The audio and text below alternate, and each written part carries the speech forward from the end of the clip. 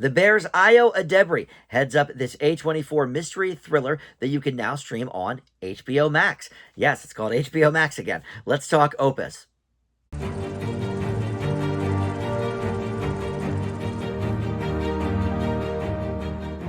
Hey guys, Dan here. This is Dan Reviews It. Welcome to my movie review for Opus. This is streaming now on, yes, it's called HBO Max. Again, it was Max for like a year and a half, and the marketing dum-dums finally figured out, oh, people liked it when it was HBO Max. So that is back now. But I guess they have some sort of exclusive streaming rights with A24 Films.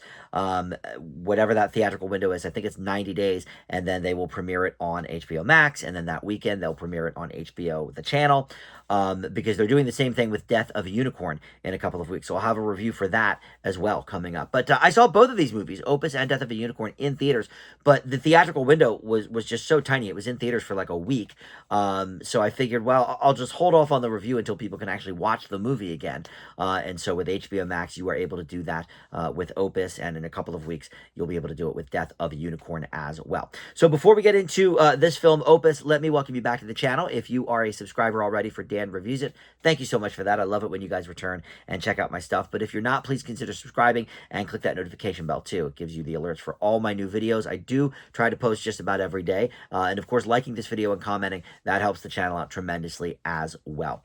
All right, so this is all about this guy, this 90s pop superstar played by John Malkovich. He goes by Alfred Moretti, and he comes out of retirement to announce his new album after 30 years creating this media firestorm. And so he invites 6 guests to attend a listening party for his new record at his Utah compound. And that includes Ariel, who is an up-and-coming journalist. She really wants to be on the inside, and that is the Io Adebri character. And then her boss gets invited as well, Stan, played by Murray Bartlett. You've also got a talk show host, an influencer, a paparazzo, and a radio shock jock, and they are played by some names you'll certainly know, including Juliette Lewis, and you have Melissa Chambers as the paparazzi lady.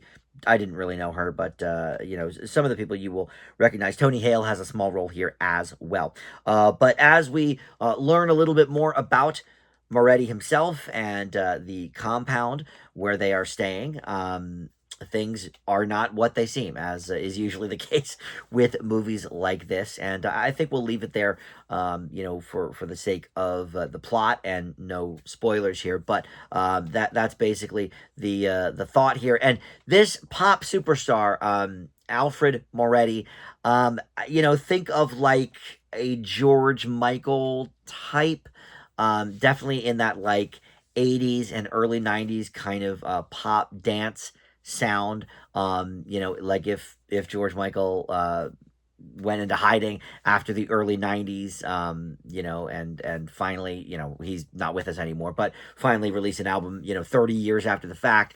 What would that be like? How would that sound? And that's generally, I think, that the type of character they're going for this singer played by Malkovich. So look, this movie's got a lot of problems. And I always say about A24 that, good or bad, their movies are always original, interesting, saying something new. And this one sort of goes against that. It has a mildly interesting premise, but there are a lot of problems with this movie. So I guess we could talk maybe a little bit about some of the positives.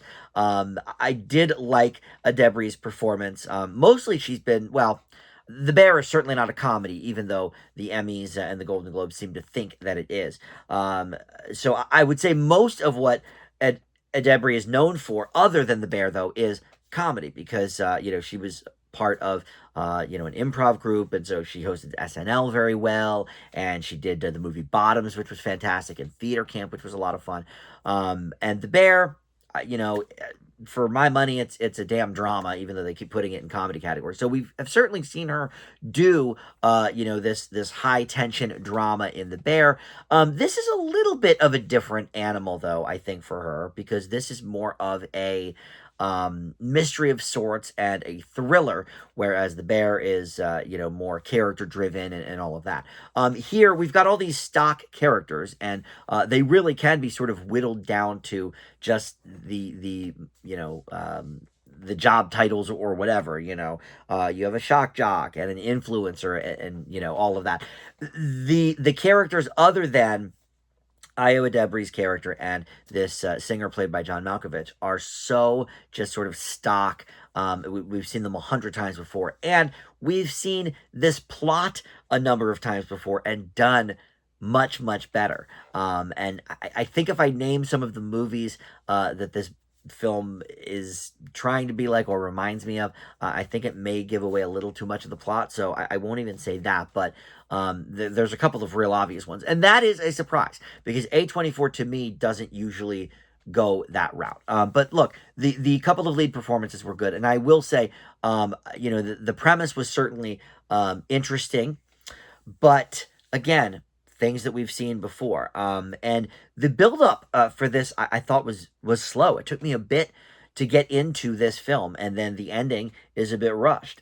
So you have definite pacing issues here, and I think that this movie wants to say a lot. It does want to say. I don't think it's actually on the nose with it.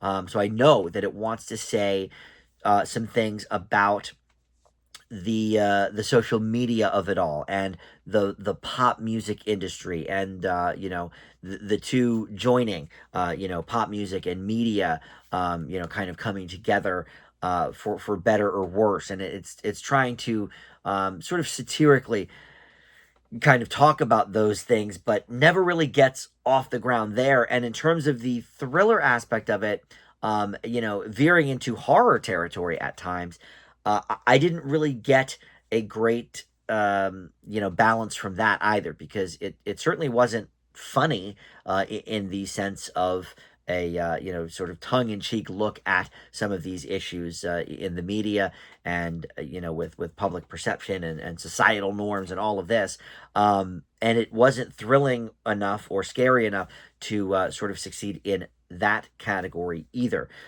So this is definitely on the negative side for me. I'm going to give my grade, and then I am going to tell you the two movies that come to mind for me.